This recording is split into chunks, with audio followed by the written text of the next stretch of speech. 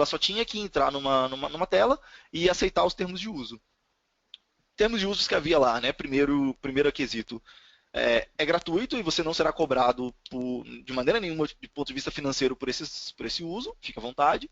Quesito número 2, embora você não seja cobrado, os dados que estão trafegando por esse hotspot podem estar sendo monitorados para o ponto de vista de uma pesquisa.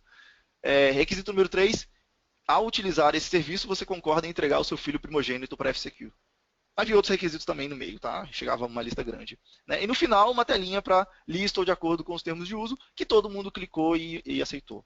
Por quê? Porque a maior mentira da história da internet é lista ou de acordo com os termos de uso. Ninguém leu, ninguém entendeu quais são o que está acontecendo ao eu utilizar um determinado tipo de serviço, especialmente se esse serviço for gratuito. Eu simplesmente quero pegar e utilizar. Agora, sempre que eu estiver trafegando os meus dados por um Wi-Fi aberto, esse Wi-Fi aberto, ele é o Wi-Fi desprotegido. Qualquer pessoa que tem acesso a esse hotspot Wi-Fi, ele tem acesso a todos os dados que estão saindo do meu dispositivo, e esses dados saem de maneira não encriptada. Então, e esse foi um caso bem crítico, né? Ficou por basicamente meia hora esse hotspot ligado, 250 pessoas logaram, aceitando os termos de uso, porque elas não leram os termos de uso, não prestaram atenção nisso, e 30 MB de dado de basicamente texto foi coletado. Então, os e-mails que as pessoas enviavam ficavam disponíveis no arquivo texto. Se a pessoa colocava o nome de usuário e senha dela em qualquer serviço online que ela usa, um e-mail, por exemplo, ou por exemplo, o PayPal, todos esses dados ficam disponíveis para a pessoa que estiver administrando esse hotspot sem nenhum tipo de encriptação. O que a gente quer mostrar aqui? Sem encriptação, não há segurança. Então, é muito importante que você garanta que as pessoas estão navegando em redes desprotegidas, que todo Wi-Fi aberto é um Wi-Fi desprotegido, navegando de maneira segura.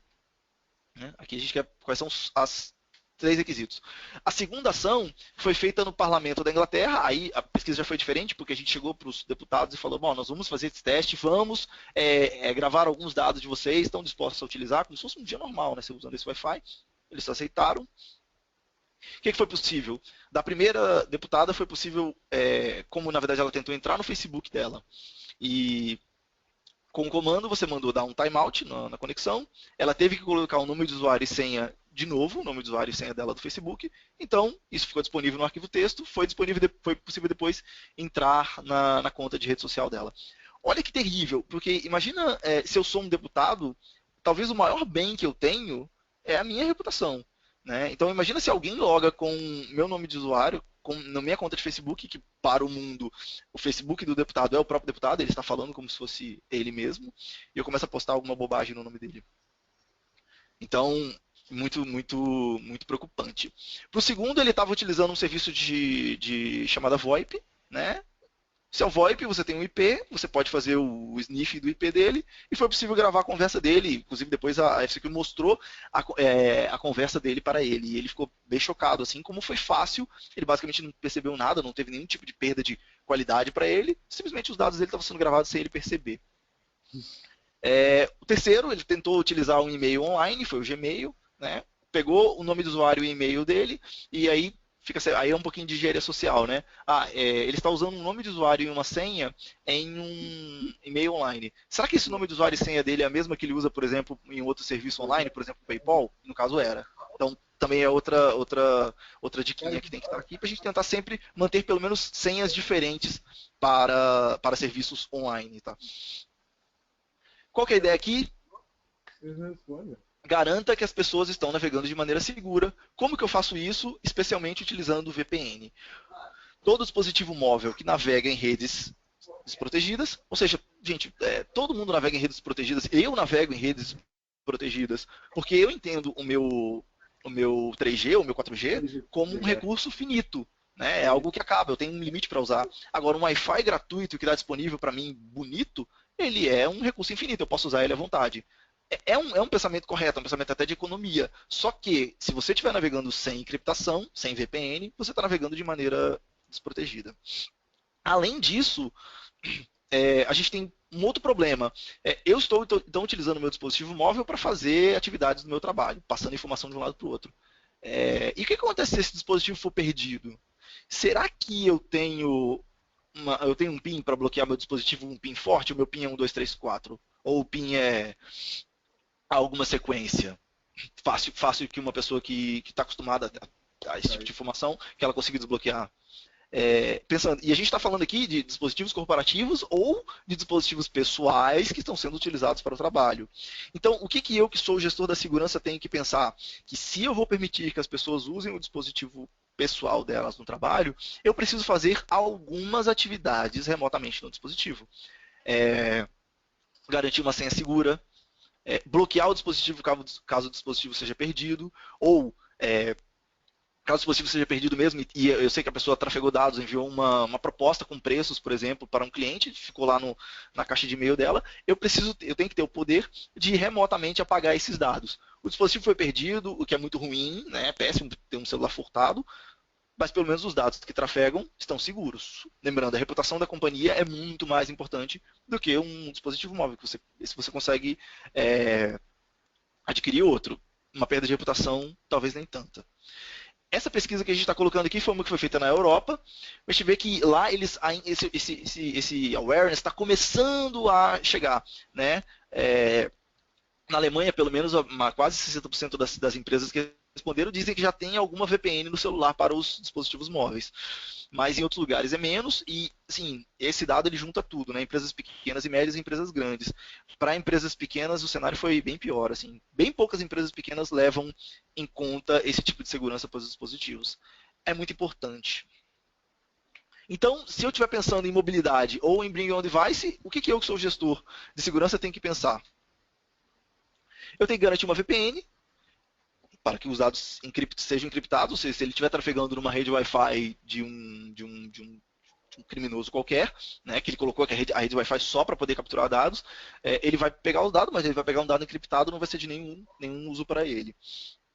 Eu tenho que ter a capacidade de fazer o gerenciamento da minha frota móvel, saber quais são meus dispositivos, versão do sistema operacional, versão do hardware, ter algumas estatísticas, saber se esses dispositivos foram infectados ou não, mesmo que esse dispositivo não seja meu, ele é um dispositivo pessoal, ele é do meu funcionário, não é meu, mas eu remotamente tenho que ter visão de algumas atividades.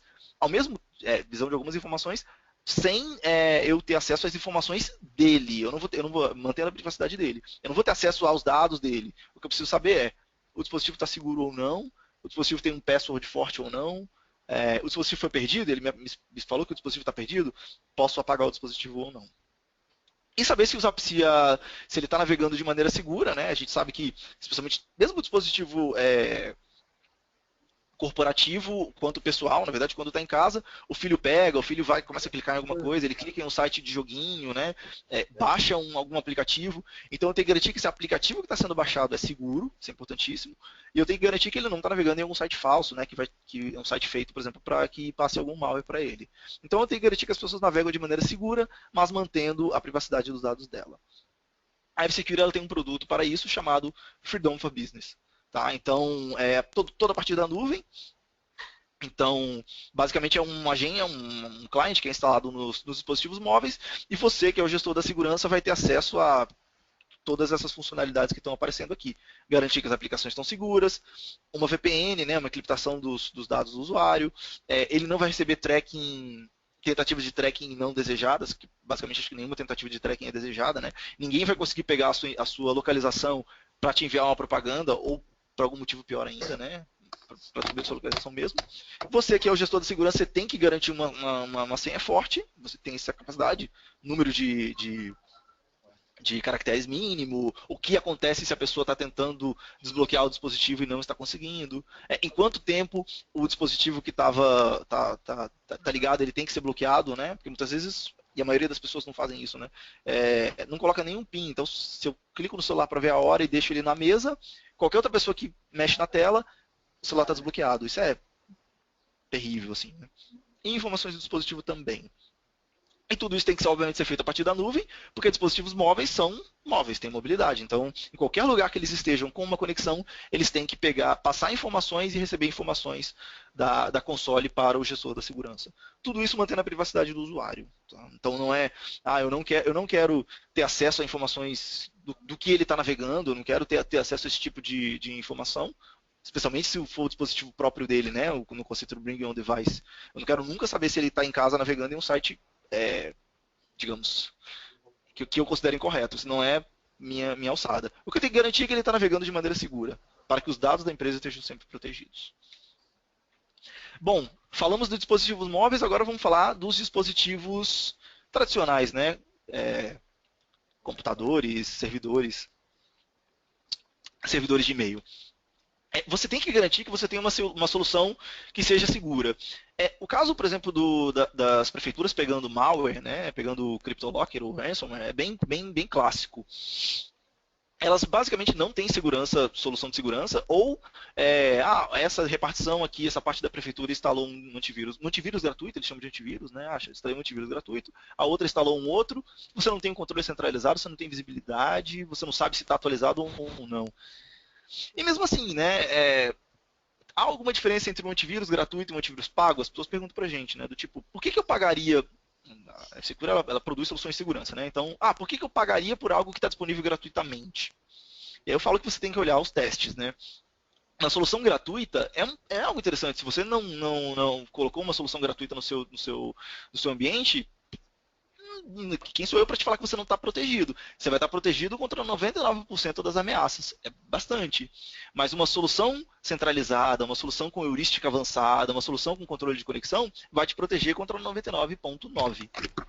A diferença é relativamente pequena, né? Só que esse 0,9% de diferença de um para o outro, se você multiplicar pelos 43 milhões de ataques por ano, são 43 mil possíveis ataques que você não bloqueou numa solução gratuita e que você vai poder bloquear numa solução centralizada, uma solução paga, vamos falar assim, né? E aí, então eu tenho que levar isso em conta, né? E aí eu estou pensando que tipo de solução eu vou colocar no meu ambiente, né? Quais são as perguntas que eu tenho que fazer? As tradicionais, quantidade, número de servidores, número de dispositivos, né? Número de dispositivos móveis, tudo isso. Legal. Mas talvez a primeira pergunta que você tem que fazer é: eu tenho uma pessoa de segurança, uma pessoa de IT, né, de tecnologia de informação, que seria dedicada para cuidar de segurança?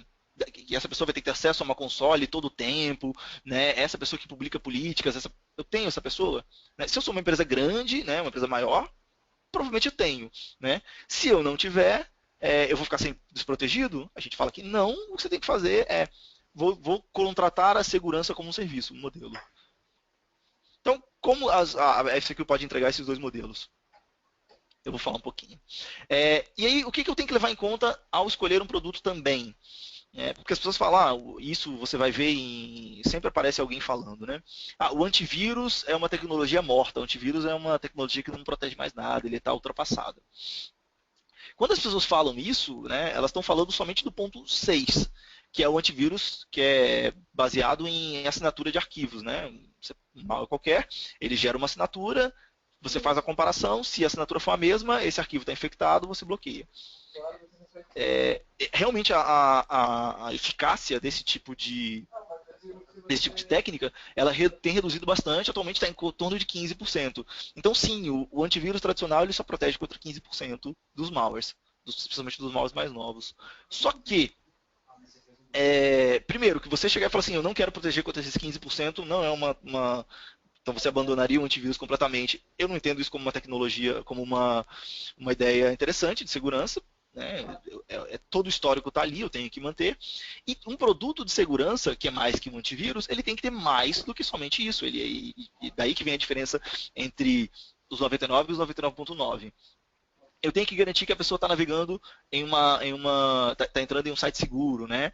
Então, assim, mesmo que ele esteja navegando em um site seguro, se esse site considerado seguro, né, um site de reputação correta, se esse site está infectado, eu consigo ter a capacidade de filtrar o malware antes que ele entre no meu dispositivo, né?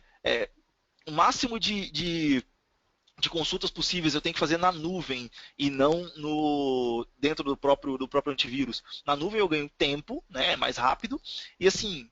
Eu te falei, né? Por isso que a gente recebe 2,5 bilhões de consultas na nossa nuvem todo o tempo, porque ela está sempre atualizada. Então, quando uma das nossas equipes ela faz uma atualização, né, da nossa nuvem, 60 segundos depois, todos os nossos clientes, nossos milhões de clientes no mundo todo têm acesso às informações. Então, quanto mais informações eu tirar do scan tradicional, né, que é até lento, atrapalha as pessoas utilizando, e passar para a nuvem, mais rápido eu vou ter e mais atualizado eu estou sempre. A parte de heurística, eu vou falar um pouquinho do que é heurística, mas assim, eu tenho que manter também a parte do antivírus tradicional. Não, pode Ele ainda é útil.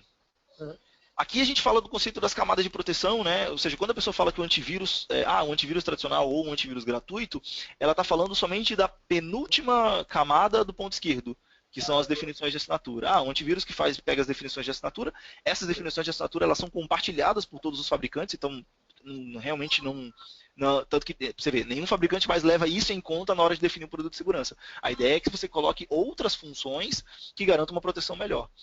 Para nós, da FCQ, a primeira é o Software Updater. O Software Updater garante que todos os softwares instalados no meu ambiente, e aqui é patch de correção, ou eu vou falar um pouquinho dele também, né? Mas patch de correção, ou o Java da máquina da pessoa, né? Que está utilizando o Java, por exemplo, para acessar um site de banco, está sempre atualizado. Por quê? Porque a gente sabe que 80% dos malwares exploram alguma vulnerabilidade de software, que já tem patch, inclusive. Ou seja, se eu garantir a atualização de todos os meus softwares, eu já estou protegido contra 80% dos malwares. Para nós é importante nesse ponto. Por isso que para a gente a nossa primeira camada de proteção não é nem um antivírus mesmo. Não cheguei a analisar scan de arquivo, não fiz nada ainda. Eu só fiz a atualização dos patches, eu já estou protegido contra 80%. Firewall, né? Eu tenho que definir que tipo de aplicação pode ou não acessar a rede. Com isso você já consegue descobrir algumas aplicações estranhas. O administrador tem a capacidade de bloquear. Não vou entrar em detalhes em todas as camadas, mas assim, depois é garantir que as pessoas navegam na internet de maneira segura, e aí sim eu entro na parte de antivírus tradicional. Tenho as assinaturas, elas têm que ser são atualizadas, né? De preferência, essa análise ela tem que ser feita em mais do que uma engine de busca. Se você fizer uma engine, é mais lento. Se você fizer isso em múltiplas engines, a resposta é mais rápido, a experiência para o usuário é melhor. Isso é algo também que é muito positivo da gente, é um feedback muito bom que a gente recebe. A pessoa fala que o produto é leve. Ele é leve porque a maior parte das consultas dele estão sendo feitas na nuvem e porque ele tem múltiplas engines de busca também. E aí você entra na última parte, que é a proteção proativa, né, que é a chamada análise heurística. Aqui eu só vou entrar quando eu não conheço esse arquivo, né? Então não está marcado na minha assinatura, a consulta à nuvem também não foi definitiva. Né? Então aí é que eu entro na parte de sandboxing, né? Ou seja, eu vou permitir a execução num ambiente apartado, né? Um ambiente seguro, só para eu entender o que esse arquivo está tentando fazer. E também aqui eu vou fazer a parte de mesmo permitir a execução no mundo real, mas aqui é um caso típico, por exemplo, eu baixei um PDF, nenhum problema. Aí o PDF está tentando executar um script, isso já é considerado estranho. Aí o script que está sendo executado está tentando escrever alguma coisa no registro do Windows. Isso com certeza é um malware, você bloqueia na hora. Tá? Aí você não permite que ele finalize o ato que ele está fazendo. Isso é interessante porque isso tem que ser feito de maneira muito rápida, sem nenhum tipo de prejuízo para o uso do usuário. Porque se isso for feito de maneira lenta, ele vai falar que o antivírus está deixando a máquina dele lenta, ele vai pedir para o administrador para parar, ou se ele tiver a senha de administrador da máquina, ele mesmo vai chegar lá e vai parar, o que é péssimo. Quais são as duas opções, então, que eu posso ter para a minha segurança? Eu posso fazer uma totalmente baseada na nuvem. A gente tem um produto chamado Protection Service for Business. Todo o meu ambiente fica protegido, inclusive meus dispositivos móveis, né? Claro, mobilidade, né? O dispositivo móvel ele tem que estar conectado o tempo todo.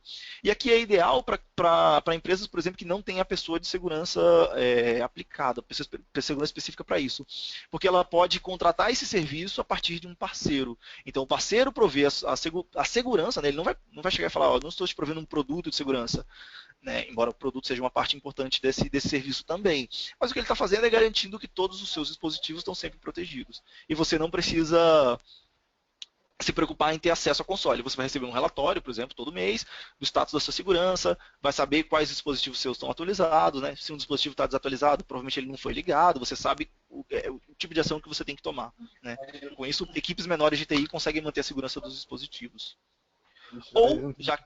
Ou se você tiver uma pessoa que acesse uma console, né, uma pessoa específica de segurança, a gente tem uma outra solução chamada Business Suite. Né, uma console de gerenciamento chamada Policy Manager. E do Policy Manager você tem acesso a todos os dispositivos da sua empresa. E aí você chega, realmente como essa pessoa está conectada na console, ela entra num nível de detalhe muito maior, né? É ela que publica as políticas de segurança, tudo em tempo real. Então assim, um host hoje ele tem acesso ao Facebook, é um exemplo, né? Mas por algum motivo eu não quero mais dar acesso que esse host acesse ao Facebook. Eu faço uma atualização da política de segurança através de uma GUI. é, Aí depende do tempo que eu configuro para que os hosts busquem a política. O host buscou essa política nova, no instante seguinte ele já não consegue mais acessar o Facebook. Então essa é a diferença. Ou eu tenho uma pessoa da minha própria empresa que vai estar acessando essa console, ou não, ou eu não quero esse tipo de serviço, eu quero trabalhar com mobilidade, eu prefiro que isso seja feito a partir da nuvem. Os dois produtos, o nosso produto de análise heurística, né, chama Deep Guarda, que é o que garante, por isso a gente fala que a gente garante 100% de detecção, 99,9% de detecção hoje e 100% de detecção no máximo 2 anos depois. Porque é ele que faz essa análise heurística do comportamento de um arquivo, é ele que define se ele vai permitir ou não a execução, ele usa uma inteligência artificial para definir se esse processo, né, ou esse arquivo, né, ou, enfim, o que está acontecendo é algo que eu vou considerar seguro ou não vou considerar seguro. Isso, como eu falei, isso não pode apresentar um impacto de performance para o usuário. Se apresentar impacto de performance, ele começa a achar que o antivírus está atrapalhando a vida dele. E isso é terrível. Então, a tecnologia tem que ser pensada para que seja feita de maneira leve. O usuário em si, ele não tem que saber nunca que o produto está ativado. Ponto de software, né? Faça o patch de correção, aplique os patches de correção do seu software. Eu já falei esse número, mas vamos repetir. 83% dos malwares mais conhecidos, eles não conseguiriam ser executados, né? Eles não conseguiriam cometer a atividade criminosa que eles cometem se a empresa, a organização que foi atacada, tivesse aplicado todos os patches de correção em todos os softwares. É algo, quer dizer, importantíssimo de se fazer. Só que mesmo assim, 87% das empresas perdem algum update crítico. Se a gente falar de todos os updates, eu imagino que isso o número é muito maior. O que faz sentido, porque eu não sei quais são os softwares que as pessoas têm instaladas, eu não sei qual é o patch correto a ser aplicado, eu não tenho visibilidade, então basicamente eu não faço. Né? Se eu deixar para o usuário aplicar o patch, vai ser complicado, porque o usuário ele pensa que aplicar patch é algo que só vai fazer ele perder tempo. Então ele simplesmente não aplica. Então é complicado. Eu tenho que, então, de maneira remota, ter a visibilidade dos patches a serem aplicados e poder fazer esse trabalho remotamente. Aí a pergunta, né? Quando eu falo patch, eu estou falando de patch do sistema operacional? A resposta é também. Só que não é tudo, não é nem de longe o suficiente. Né? A maioria dessas vulnerabilidades que existem, elas não estão no sistema operacional. Só 12% delas estão no sistema operacional. A maior parte delas estão em software de terceiro, um Java, um Flashlight, o Mozilla Firefox, o Adobe, né? O Adobe tem bastante vulnerabilidade. E assim, as vulnerabilidades são descobertas, o fabricante desse software já disponibiliza um patch, o que basicamente a gente tem que fazer é aplicar em todos os hosts, né? Mas se eu não tenho a visibilidade de todos, como é que eu vou conseguir fazer isso, né, de maneira correta?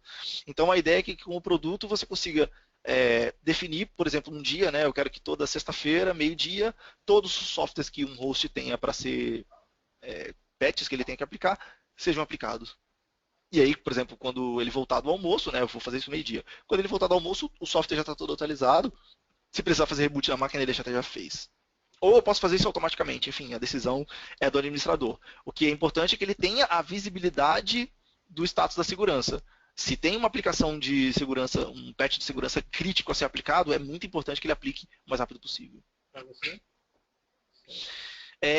As pessoas usam ambientes virtuais, né? O que faz muito sentido, porque eu quero realmente reduzir o uso de servidores físicos, por exemplo. Só que algumas pessoas elas pensam que um ambiente virtualizado ele é imediatamente mais seguro que um ambiente físico. Isso não é verdade. Tem um estudo do Gartner que mostra exatamente o contrário. Né? A maioria dos ambientes virtualizados que ele pesquisou estão mais abertos a problemas de segurança. Eles são menos seguros que se eles fossem ambientes físicos. A gente fala que um ambiente virtual ele não é mais nem menos seguro do que um ambiente físico, desde que você escolha a solução correta para ele. Como a gente consegue entregar isso, né? Isso aqui um modo tradicional, por exemplo. Aqui tem um host físico com 5 máquinas virtuais, né?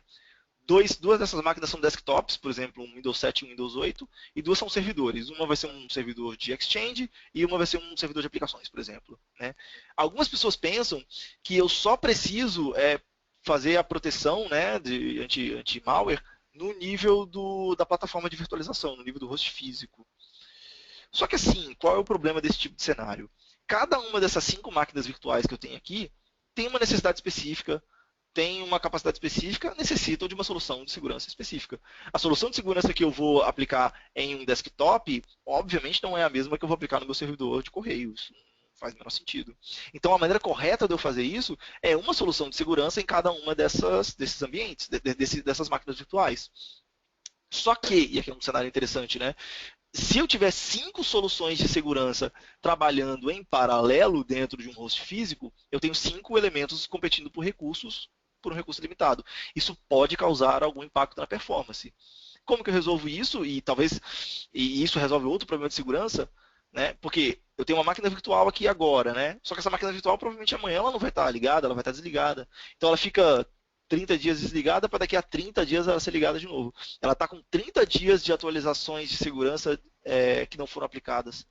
Então, que é a melhor maneira de eu fazer isso no ambiente virtualizado é eu garantir que quem faz a atualização, quem faz o trabalho de busca antivírus é um elemento, e esse sim vai estar sempre on, né? É um appliance virtualizado.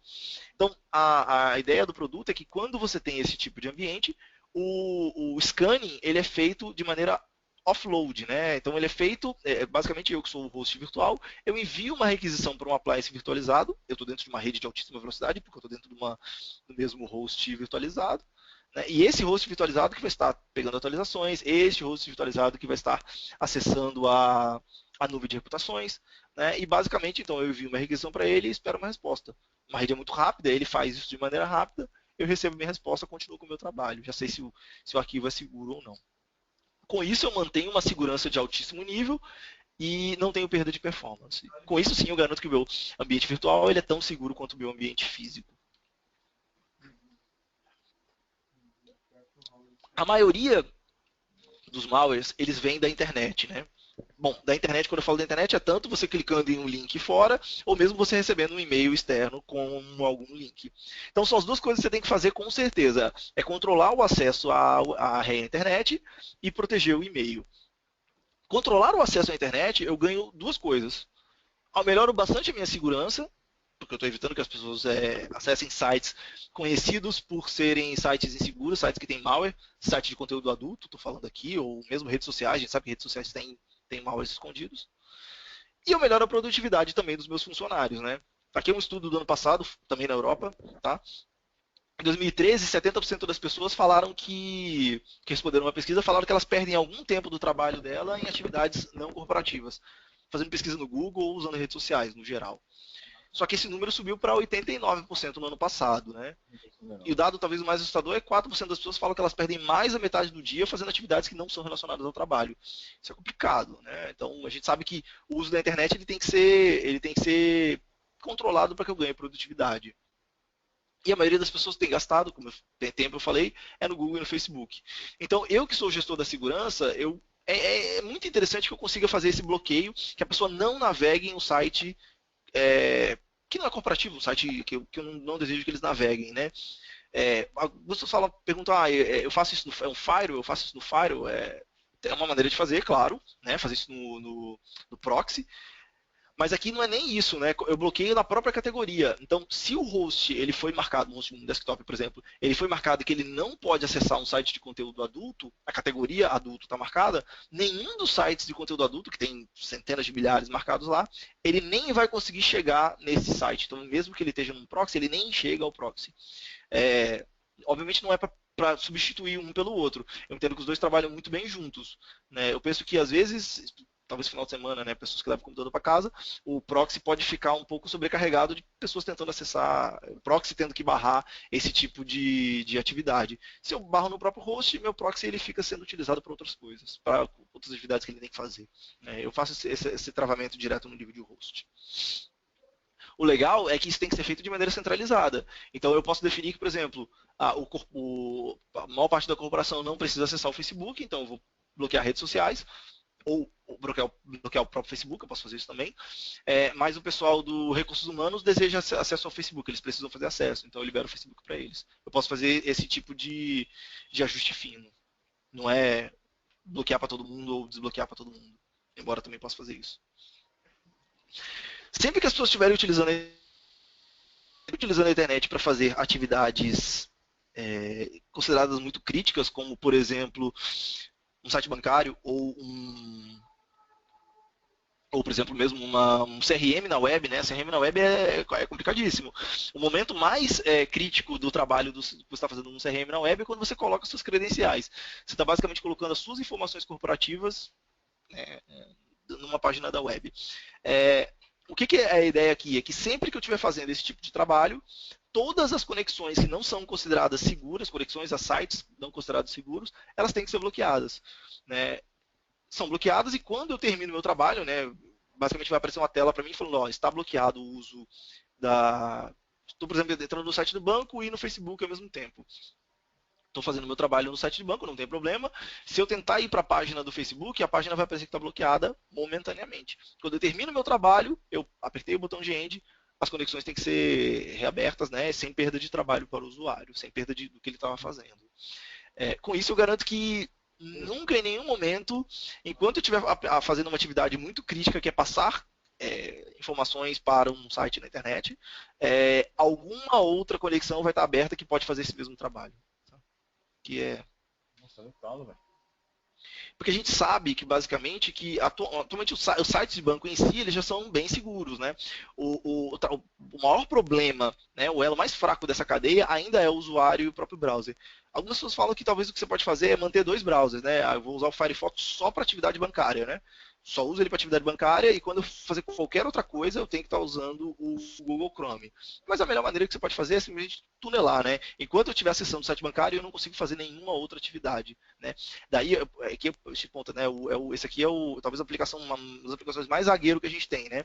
Se a pessoa está com um malware que eu não conheço, né, que nunca foi detectado por ninguém, e na hora que a pessoa está utilizando a internet, esse malware está tentando enviar uma informação, aí ele não vai conseguir. Simplesmente porque enquanto eu estiver fazendo essa atividade bancária, o malware não vai ter conectividade com um ambiente externo. Tá? Que é para garantir a segurança, o máximo de segurança possível mesmo. Outra coisa que garante muito bem o melhor uso da segurança é bloquear algumas aplicações que são executadas a partir da internet. Isso também é histórico, né? Quando você está navegando na internet para pegar malware, o que mais, atualmente, a aplicação mais insegura que você pode rodar a partir da internet é o Flash. O Flash, ele realmente é conhecido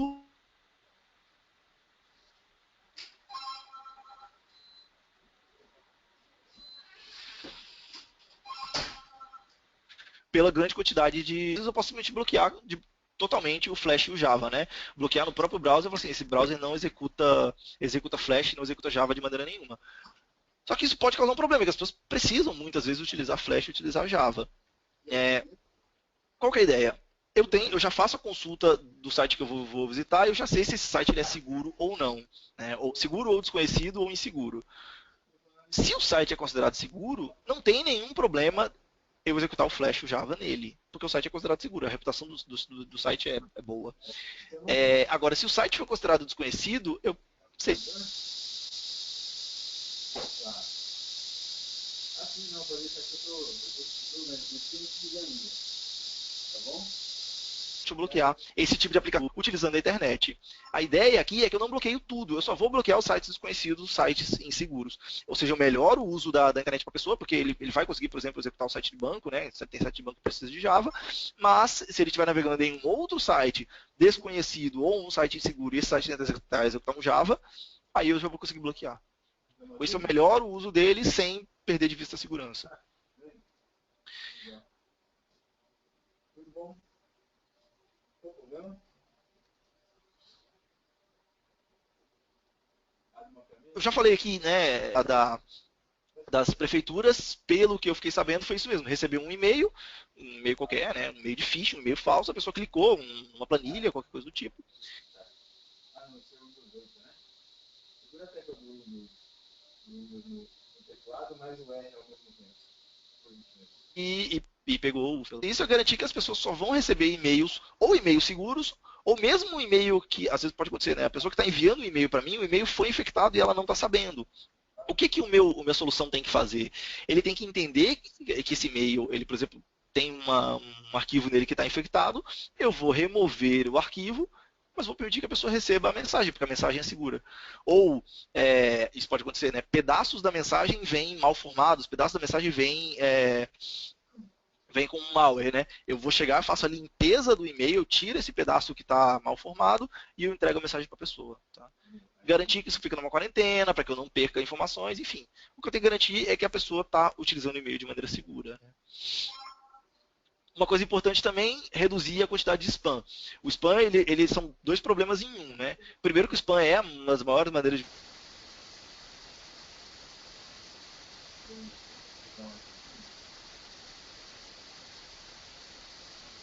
Qual do pessoal? você enviar malware para as pessoas. Mas reduzir o spam é sempre uma boa ideia. Tá navegando já? Tá. Vi uns comentários aqui que o som está falhando. Miguel Pequeno, uma pergunta. Alô, alô? Alô? Vocês podem, por favor, colocar no chat aqui se estão recebendo minha mensagem, me escutando? Faz o seguinte, eu estou no meio de uma visita agora. Estão escutando? Bom, vamos lá, né? Deixa eu só te fazer uma pergunta antes de você colocar aí. Você está editando alguma Não sei se o. Tem algumas pessoas falando no fundo. Eu vou fazer o seguinte, eu vou mutar todo mundo, tá? Eu acho que.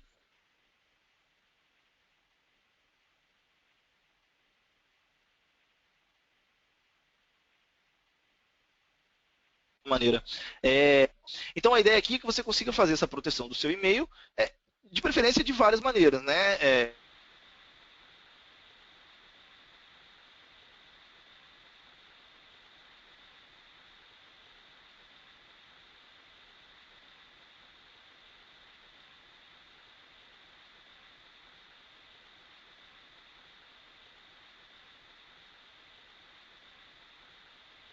Security Gateway.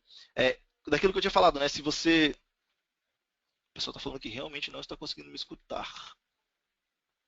Alô? Se vocês estiverem me escutando.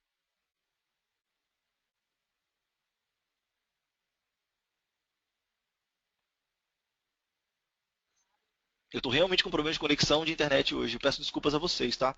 Mas estamos escutando bem agora? Voltou, né? Sim, beleza, obrigado.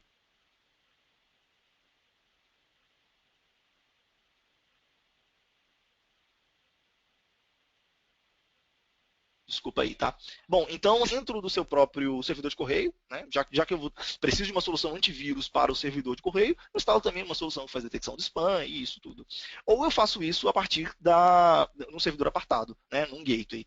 E aí é interessante, supondo que eu sou um usuário do Business Suite, né, então eu tenho uma solução própria, eu tenho uma console de gerenciamento local, por que não eu ter um gateway de proteção de correio dentro do meu próprio ambiente? Que aí vai ser a solução chamada Message Security Gateway. Né? Poderoso anti-spam,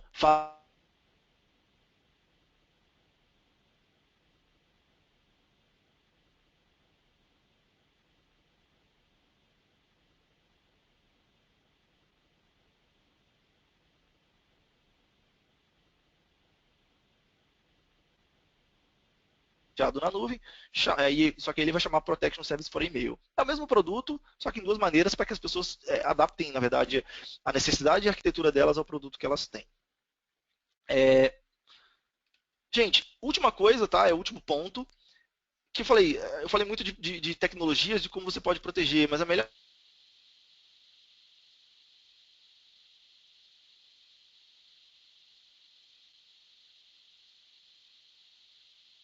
coisa é você garantir que as pessoas vão estar utilizando, vão estar na sua empresa.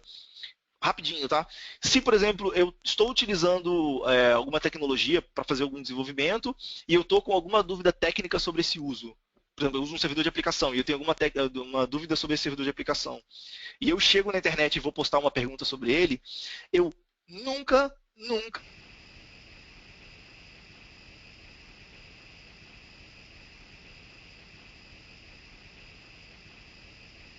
maneira nenhuma vou utilizar o meu nome falso para isso. Porque, ao eu falar que eu sou o Vitor Viana, que trabalha na FCQ, eu estou com um problema, por exemplo, no Glassfish, uma opção, né, um exemplo, eu estou entregando para todo mundo que está naquele fórum, que eu não conheço, que o Vitor Viana, que é o desenvolvedor da FCQ, está trabalhando no Glassfish e está com algum problema. Eu acabei de entregar uma informação importantíssima sobre alguma possível vulnerabilidade que essa empresa pode ter. Então é muito importante que as pessoas entendam esse tipo de processo. E isso não tem nada a ver com o produto de segurança que ela está utilizando. Elas têm que ser treinadas, elas têm que ser educadas sobre esse tipo de problema e elas têm que poder entender qual tipo de informação que elas podem dar.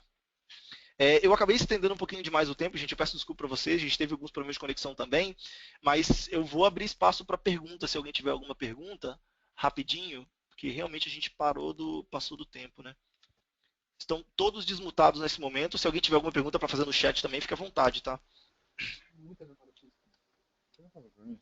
Uma ligadinha pra Vânia, pede pra ela testar pra mim. Só fala assim, Vânia, o Miguel pediu pra você testar, pra você dar uma melhorada. De hacks. Se alguém tiver alguma pergunta, pode fazer no chat, então, tá? Deixa eu ver se já teve alguma pergunta aqui no próprio chat antes.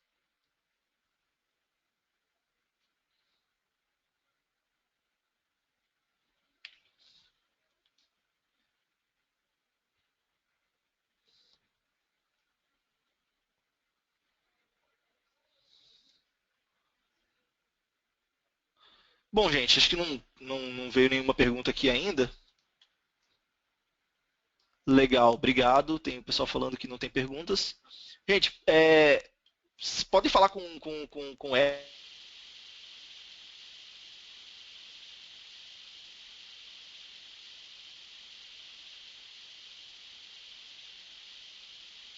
precisarem de alguma informação, por ter passado demais o tempo, tá? Eu agradeço a todo mundo pela atenção, tá? E por estarem juntos com a gente aqui, tá? É um processo, a segurança ela é um processo e é legal que a gente consiga trocar informações mesmo sobre isso, tá? E se tiver alguma dúvida, eu fico à disposição de vocês.